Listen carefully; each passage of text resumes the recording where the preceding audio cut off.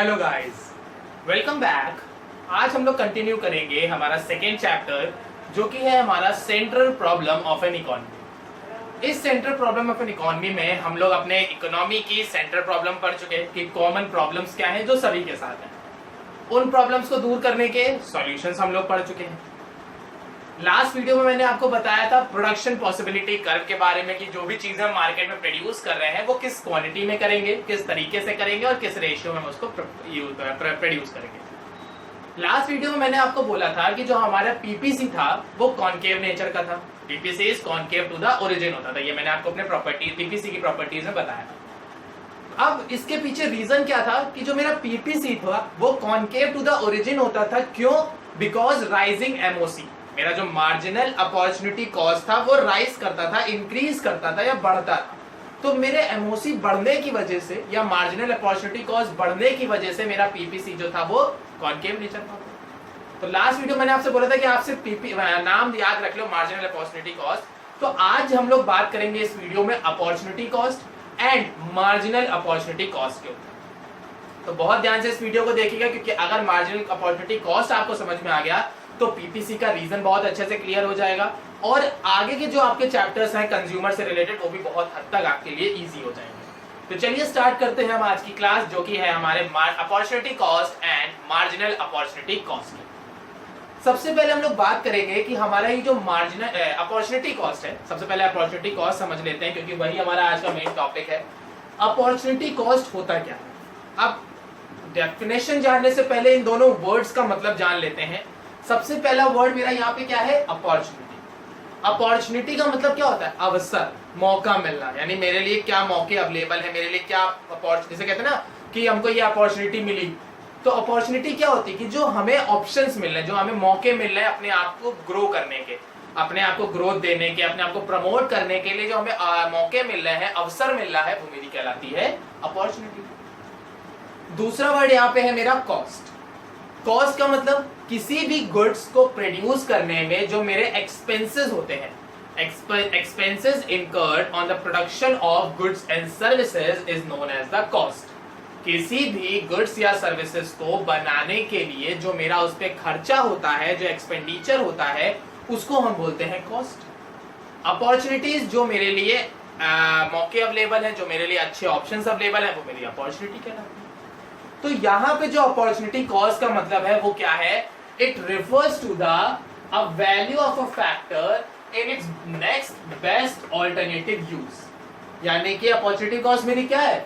It is the next best alternative use.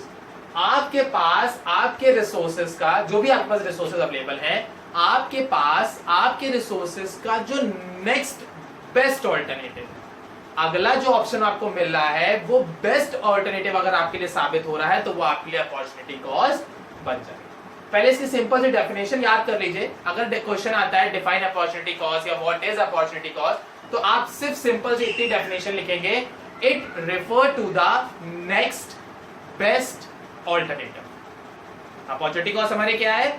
जो हमें अगला मौका मिल रहा है, अगर वो मेरे लिए बेस्ट है, मेरे लिए अच्छा ऑप्शन है, तो वो मेरी अपॉर्चुनिटी कॉस्ट बन जाएगी। अब इसको एक एग्जांपल के उस पे समझ, एग्जांपल बेस्ड तरीके समझ लेते हैं। Let's take an example. आप किसी फर्म में जॉब कर रहे हैं, वो जो फर्म है वो आपके घर से 5 किलोमीटर दूर है। कोई एक फैक्ट्री में आप काम कर रहे हैं, कोई बिजनेस में आप काम कर रहे हैं, वो फर्म आपके घर से 5 किलोमीटर दूर है। वहां पे आपको 25,000 रुपए पर मंथ सैलरी मिलेगी। आप काम कर रहे हो 3 साल 4 साल 5 साल से आप वहां पे काम कर रहे हो। 5 साल बाद आपको क्या हुआ? अचानक से ऑफर आया नेक्स्ट आपकी किसी दूसरी फर्म से, मतलब दूसरे किसी बिजनेस से आपको ऑफर आया 35,000 का, और वो फर्म के जो डिस्टेंस है वो आपके घर से 7 किलोमीटर से। पहली वाली कितने की थी? 5 किलोमीटर दूर थी, 25,000 रुपए मिल रहे थे। दूसरी वाली में 7 किलोमीटर दूर और 35,000 रुपए मिल रहा है। फर्क है ना कि सिर्फ आपका 2 किलोमीटर डिस्टेंस बढ़ गई है और अमाउंट कितना बढ़ गया? 10,000 रुपए बढ़ गया। तो क्या ये आपके लिए अच्छा ऑप्शन है? बिल्कुल अच्छा ऑप्शन है। 2 किलोमीटर डिस्टेंस अगर आप महीने में अगर आप वर्किंग डेज काउंट करोगे तो अप्रोक्सीमेटली आपके वर्किंग डेज आएंगे 20 to 25। 25 दिन अगर आपने 2 किलोमीटर एक्स्ट्रा चला, 4 किलोमीटर, क्योंकि 2 किलोमीटर जाना 2 किलोमीटर आना, पर डे का 4, 25 दिन आपने चलाया, 100 किलोमीटर एक्स्ट्रा हुआ। 100 किलोमीटर अगर ऑन एन एवरेज भी आप मानोगे तो आपका 500 रुपए से ज्यादा का पेट्रोल नहीं लगेगा। अगर कार भी लिए हुए हो तो भी 1000 रुपए से ज्यादा का पेट्रोल आपका नहीं लगेगा। तो क्या हुआ, 1000 रुपए एक्सपेंसेस बढ़ा के आपको 9000 रुपए का फायदा मिला, मतलब टोटल 10,000, तो 9000 का फायदा आपको मिला ना। तो ये आपके लिए बेस्ट ऑप्शन हो गया कि आपको सिर्फ जरा सा एक्सपेंसेस बढ़ाने से आपको इनकम में बेनिफिट्स मिल रहे हैं। तो ये जो दूसरी आपको अपॉर्चुनिटी मिल रही है, दूसरी जॉब आपको मिल रही है, वो आपके लिए अपॉर्चुनिटी कॉस्ट होगी। अब दूसरा एग्जांपल लेते हैं। आप कानपुर में जॉब कर रहे हो, आपको सैलरी मिल रही है 35,000, कोई दिक्कत नहीं, 35,000 में आप कानपुर में जॉब कर रहे हो। आपको लखनऊ से ऑफर आता है 40,000 का। कानपुर में है 35, लखनऊ से ऑफर आ रहा है 40,000। जाना चाहिए? नहीं जाना चाहिए, क्योंकि अब अगर आप 40,000 में स्विच करते हो, लखनऊ जाओगे, वहां पे रहने के लिए रूम लोगे, ट्रांसपोर्टेशन होगा, फूडिंग होगी, तो रेंट आपका एटलीस्ट 1000-2000 तो आना ही आना है। फूड आपका, एक अकेले इंसान हो तब भी 2-3 हजार रुपए का खाना तो खा ही लोगे, तो 2000 रेंट, 3000 खाना, 5000 तो यही हो गया आपका। फिर ट्रांसपोर्टेशन आपका, फैमिली से अलग, अकेले वहां पे सर्वाइव करो तो थोड़ा सा प्रॉब्लम हुए ना। तो आपके लिए बेस्ट क्या है, कानपुर में फैमिली के साथ 35 या लखनऊ में अकेले 40? ऑब्वियसली 35 बेटर रहेंगे आपके लिए। तो वही चीज यहाँ पे कहने का मतलब है कि जो अपॉर्चुनिटी कॉस्ट होती है वो आपके लिए सबसे बेस्ट ऑप्शन होना चाहिए। वो सबके लिए अलग अलग हो सकता है, वो इसका ये मतलब नहीं है कि सिर्फ पैसे में ही इंक्रीमेंट मिले, ऐसा कोई जरूरी नहीं है। यहाँ पे आपको अदर बेनिफिट्स भी एक्स्ट्रा मिल सकते हैं कि फूड आपका जैसे 35 है, यहाँ पे कानपुर में 35 है, लखनऊ जा रहे हो 40 दे रहा है, प्लस रहना, खाना, ट्रांसपोर्टेशन सब उनका है। तो जब रहना, खाना, ट्रांसपोर्टेशन सब उनका है तो क्या होगा, पूरे 40 बच गए। रहना वही दे रहे हैं, खाना वही दे रहे हैं, ट्रांसपोर्टेशन वही दे, आपका खर्चा किस चीज का, एक्स्ट्रा जो आप अपने फूड में खर्चा करते हो वही आपके हैं, या आप जो अपने एंटरटेनमेंट में खर्चा करते हो वो है। वैसे तो एक्सपेंसेस कोई नहीं ना, तो आपके 5-7 हजार रुपए जो बढ़ रहे हैं वो तो बच ही रहे हैं, प्लस वहां जो खाने में बचा रहे हो वो अलग बचा रहे हो, तो बेनिफिट्स हो गए आपके लिए। तो अपॉर्चुनिटी कॉस्ट का मतलब क्या हो गया कि जो ऑप्शंस आपके लिए सबसे बेस्ट हो, आपके अकॉर्डिंग वो अगर बेस्ट ऑप्शन है तो वो मेरा कहलाता है अपॉर्चुनिटी कॉस्ट। बात समझ में आ गई? तो अपॉर्चुनिटी कॉस्ट का सिंपल सा मतलब क्या है, it refer to the next best alternative uses, कि आपके लिए आपके रिसोर्सेस का अगला यूज सबसे अगर बेस्ट है, आपको वो बेस्ट ऑप्शन दे रहा है, तो वो आपके लिए अपॉर्चुनिटी कॉस्ट हो जाए। अब मैंने क्या किया, मैंने अपनी अपॉर्चुनिटी कॉस्ट को मेजर करने के 2 तरीके बनाए कि भाई हम कैसे मेजर करेंगे कि हमें कितना फायदा हो रहा है। मैं अगर जॉब स्विच करके जा रहा हूँ, 35 से 40,000 में जा रहा हूँ, स्विच करके जा रहा हूँ, तो एक्चुअली में मुझे कितना फायदा हुआ, ये पता करना तो पड़ेगा ना कि यहाँ पे तो मैं 35,000 कमा रहा था, वहां 40 कमा रहा हूँ, तो क्या फायदा हुआ, नुकसान हुआ, क्या हुआ। उसको पता करने के लिए हमने अपनी अपॉर्चुनिटी कॉस्ट को 2 पार्ट्स में डिवाइड किया। मेजरमेंट अगर कह ले, मेजरमेंट कह लीजिए, टाइप्स कह लीजिए, फॉर्म्स कह लीजिए, एलिमेंट कह लीजिए, कुछ भी कह सकते हो। बेसिकली ये आपका सिर्फ अपॉर्चुनिटी कॉस्ट को मेजर करने के तरीके होते हैं। हमने अपनी अपॉर्चुनिटी कॉस्ट को 2 पार्ट्स में डिवाइड किया, marginal opportunity cost and total opportunity cost. नाम क्या है मेरा, marginal opportunity cost and total opportunity cost. Marginal opportunity cost and total opportunity cost को ही हम लोग अपॉर्चुनिटी कॉस्ट कहते हैं, क्योंकि हम पूरा शिफ्ट कर रहे हैं ना। कानपुर में 35,000 में कर रहे थे, लखनऊ चले गए 40,000 में, तो हम पूरा ही तो अपने आप को लेके गए। ऐसा तो नहीं आधा शरीर कानपुर में आधा शरीर लखनऊ में, ये तो नहीं ना। हम अपने आप को पूरा हमने स्विच किया ना लखनऊ में, तो हम लोग अपने टोटल अपॉर्चुनिटी कॉस्ट को ही अपॉर्चुनिटी कॉस्ट कहते हैं। तो यहाँ पे 2 तरीके अपॉर्चुनिटी कॉस्ट को मेजर करने के लिए, marginal opportunity cost and total opportunity cost.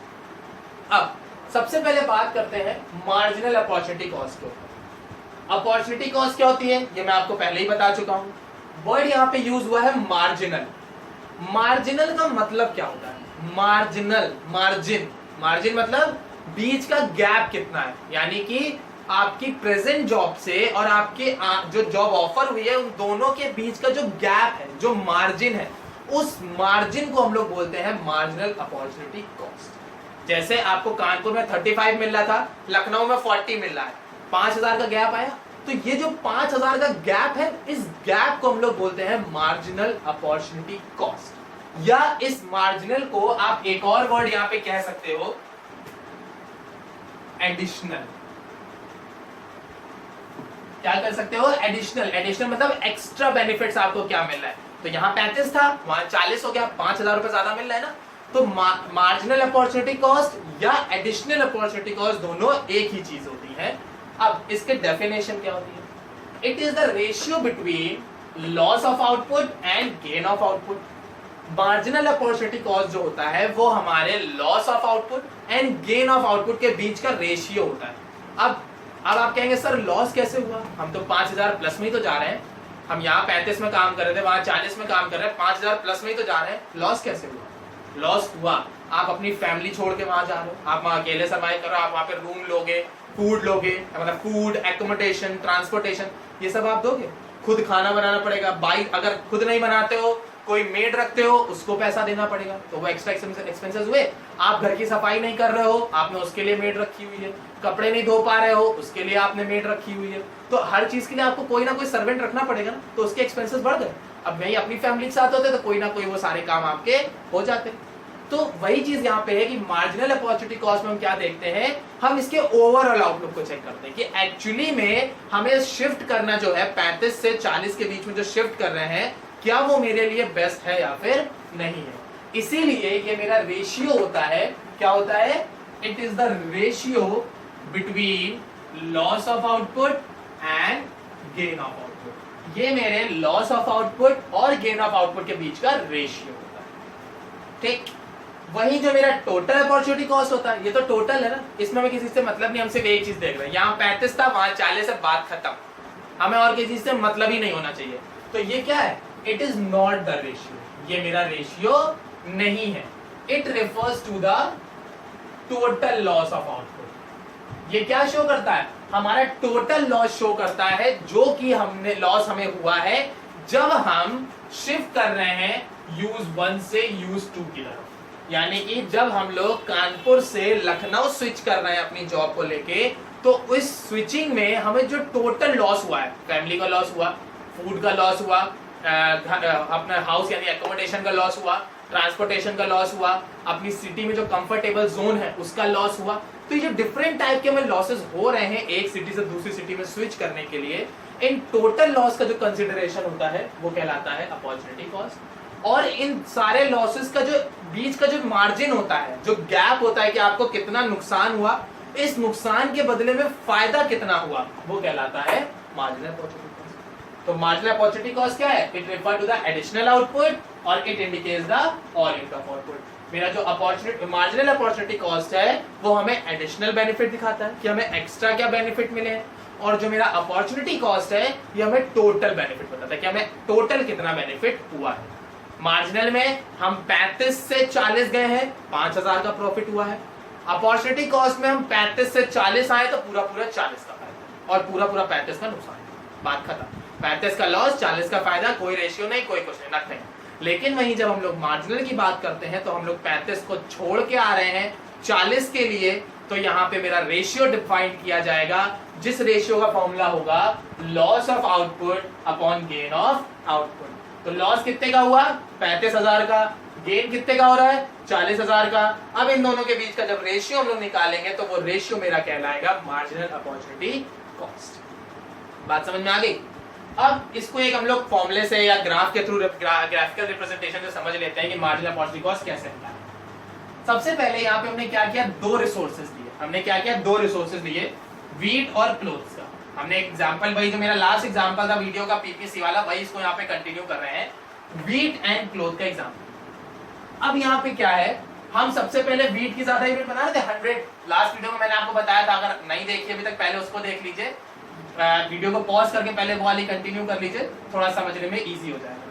पहले हम लोगों ने क्या किया, यहाँ पे हमने वीट की कितनी यूनिट ली? 100। तो क्लोथ कितने थे? 0। यहाँ पे शेड्यूल बना देता हूँ, वीट क्लोथ। जब वीट 100 था तो क्लोथ 0 थे। बात समझ में आ गई? वीट मेरा जब 100 था तो क्लोथ कितने थे?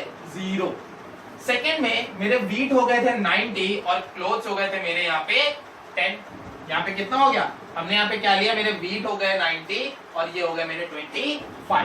तो ये हो गया 95 और ये हो गया 20, ये हो गया 90 और ये हो गया 25।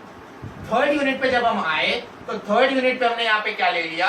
थर्ड यूनिट पे मेरा यहाँ बन गया 70 और 50 का रेशियो बन गया। तो ये हो गया 70, ये हो गया 50।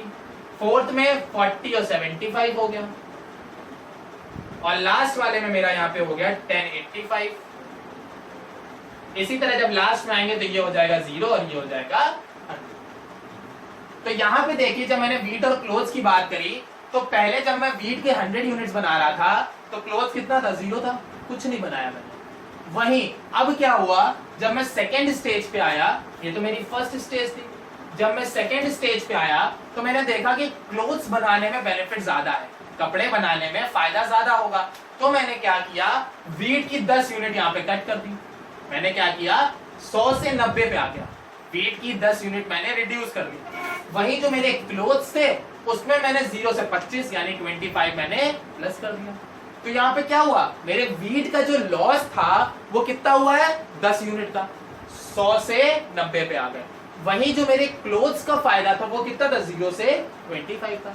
तो अब देखते हैं यहाँ पे A to B वाले में 100 यूनिट पहले थी, बाद में कितनी हो गई, 90, 100 से 90, तो चेंज कितने का आया, 10 का आया। पहले कितनी थी, 0, अब कितनी हो गई, 25, तो 25 माइनस 0 25 हो गई। तो आंसर कितना आ गया, 0.4। यहाँ पे जो ये सिंबल मैंने यूज किया है डेल्टा वाई और डेल्टा एक्स, इस डेल्टा वाई और डेल्टा एक्स का मेरा मतलब होता है चेंज इन वाई। अगर डेल्टा वाई है तो change in Y, delta X है तो चेंज इन एक्स। चेंज कैसे निकालेंगे, पुराने वाले से नए वाले को माइनस कर देंगे तो चेंज निकल आएगा। जैसे 100 minus 90 10, 90 minus 70 20, 70 minus 40 30, 40 minus 10 30, 10 minus 0 10। ठीक, क्लोज की तरफ 0 से 25 25, 25 से 50 50, 25, 55 से 75 25, 75 से 85 10, 85 से 100 50। तो यानी कि हम लोग पुराने वाले अमाउंट से जब नए वाले अमाउंट को माइनस कर देंगे तो निकल के आएगा मेरा यहाँ पे चेंज। और इसी चेंज को बस आपको फॉर्मूले में पुट कर देना है कि आपको लॉस कितने का हुआ और गेन कितने का हुआ। फिर जो आंसर आपका निकल के आएगा वो आपका निकल के आएगा मार्जिनल अपॉर्चुनिटी कॉस्ट। एक चीज ध्यान रखिएगा, क्योंकि मेरा जो मार्जिनल अपॉर्चुनिटी कॉस्ट है वो इंक्रीजिंग नेचर का था। मैंने बताया था ना पीपीसी में कि पीपीसी कॉनकेव था, क्यों, क्योंकि एमओसी इंक्रीज कर रहा था। एमओसी इंक्रीज देखिए यहाँ पे कर रहा, पहले 0.4 फिर 0.8 फिर 1.2, यहाँ पे 0.4 इंक्रीज हुआ, यहाँ पे 0.4 इंक्रीज हुआ ना। तो ये जो इंक्रीमेंट है ये हम कैसे शो करेंगे, वीट में जो डिडक्शन है वो कांस्टेंट होना चाहिए। मतलब पहले 100 से 10 फिर 20 फिर 30 फिर 40, मतलब इंक्रीजिंग रेट से आप डिक्रीज करते जाओ। 100 बनाया फिर 90 बनाओ, 10 का नुकसान करो, फिर 90 के बाद 20 का नुकसान कर दो तो 70 हो जाएगा, 70 के बाद 30 का नुकसान कर दो 40 हो जाएगा, फिर 40 के बाद पूरे 40 का नुकसान कर दो तो 0 हो जाएगा। ठीक है ना। अगर मैं यहाँ से इसको ऐसे हटा देता हूं, इसको इस तरह से ले लीजिए, ठीक है ना। पहले 10 का नुकसान किया, फिर 20 का किया, फिर 30 का किया, फिर 40 का किया। लॉस जो आप करोगे वो इंक्रीजिंग रेट से करोगे और जो गेन करोगे वो कांस्टेंट रेट से करोगे। एक बात समझ में आ गई ना, जो आप लॉस करोगे वो इंक्रीजिंग रेट से करोगे और जो आप गेन करोगे, जो आउटपुट प्रोड्यूस करोगे वो कांस्टेंट रेट से करोगे। तो जब आप किसी चीज को छोड़ोगे तेजी से और बनाओगे कांस्टेंट रेट के साथ, तो जो कर्व आएगा वो आपका कैसा आएगा, कॉनकेव नेचर का आएगा। बात समझ में आ गई ना। अगर आप क्या करते हो, लॉस और गेन दोनों कांस्टेंट कर दो कि जितना छोड़ रहा है उतना ही बना रहा है, तो क्या होगा, जितना छोड़ा उतना बनाया, फिर छोड़ा फिर बनाया, फिर छोड़ा फिर बनाया, फिर छोड़ा फिर बनाया। तो जब आप जितना छोड़ रहे हो गुड्स को, जितना सेक्रीफाइस कर रहे हो उतना ही गेन कर रहे हो, तो क्या फायदा होगा। आप 10,000 की नौकरी करें तो 10,000 की छोड़ के फिर 10,000 में आ गए, फिर 10,000 की छोड़ के फिर 10,000 में आ गए। खाली आप ऑर्गेनाइजेशन बदल रहे हो, सैलरी में कोई बढ़ नहीं रहा, तो क्या होगा, आपका ग्राफ कैसा जाएगा, कांस्टेंट। क्यों कांस्टेंट जाएगा, क्योंकि आप कुछ बढ़ ही नहीं हो, कुछ इंक्रीज ही नहीं हो रहा आप में। और जब कुछ इंक्रीज ही नहीं हो रहा है तो ग्राफ हमेशा कैसा जाएगा, कांस्टेंट हो जाएगा, इस तरह से, ये इस तरह से कांस्टेंट हो जाएगा। ठीक है ना। तो जब भी आप पीपीसी का ग्राफ या एमओसी का ग्राफ बनाओगे तो एक चीज ध्यान रखना, ग्राफ बनाते समय जो आपका प्रोडक्ट लॉस मेकिंग है या जिस प्रोडक्ट का प्रोडक्शन आपको कम करना है उसको इंक्रीजिंग रेट से कम करना, और जिस प्रोडक्शन को आप इंक्रीज कर रहे हो उसको कांस्टेंट रेट से करना। ठीक है ना? आई होप सबको समझ में आ गया होगा। सिंपल सी एक समरी देख लेते हैं कि क्या क्या आज वीडियो में हमने पढ़ा है। सबसे पहले था अपॉर्चुनिटी कॉस्ट। अपॉर्चुनिटी कॉस्ट का मतलब होता है कि जो मेरे लिए नेक्स्ट बेस्ट ऑल्टरनेटिव अवेलेबल है, जो अगला ऑप्शन मेरे लिए बेस्ट है, वो मेरा कहलाता है अपॉर्चुनिटी कॉस्ट। अपॉर्चुनिटी कॉस्ट को मेजर करने के दो तरीके हैं, मार्जिनल और टोटल। मार्जिनल अपॉर्चुनिटी कॉस्ट हमें जो एडिशनल बेनिफिट मिल रहा है फ्रॉम शिफ्टिंग यूजर्स 1 to 2 या from wheat to cloth, wheat से क्लोथ में शिफ्ट करने पे हमें जो एडिशनल बेनिफिट मिल रहा है वो मार्जिनल अपॉर्चुनिटी कॉस्ट, और वीट से क्लोथ में शिफ्ट करने में हमें जो टोटल बेनिफिट मिल रहा है वो opportunity cost. Marginal opportunity cost को फाइंड आउट करने का जो फॉर्मूला होता है वो होता है loss of output upon gain of output, यानी कि delta Y upon delta X. Delta Y इसलिए लेते हैं क्योंकि वाई एक्सिस का जो गुड होता है वो सेक्रीफाइस करता है और एक्स एक्सिस का जो गुड होता है वो गेन करता है। इसी वजह से इसका फॉर्मूला होता है delta Y upon delta X, या फिर loss of output upon gain of output. Loss जो होगा वो इंक्रीजिंग रेट से होगा, गेन जो होगा वो कांस्टेंट रेट से होगा, और आपका जो एमओसी का ग्राफ होगा वो बनेगा concave to the origin. Same concave आपका पीपीसी होता है। पीपीसी कॉनकेव के पीछे रीजन होता है राइजिंग एमओसी, और एमओसी राइज इसी वजह से करता है क्योंकि हम गुड्स का सेक्रीफाइस ज्यादा करते हैं और प्रोडक्शन कम करते हैं। गुड्स सेक्रीफाइस ज्यादा करने की वजह से और प्रोडक्शन कम करने की वजह से ही मेरा मार्जिनल अपॉर्चुनिटी कॉस्ट इंक्रीज करता है, और इसी एमओसी के इंक्रीज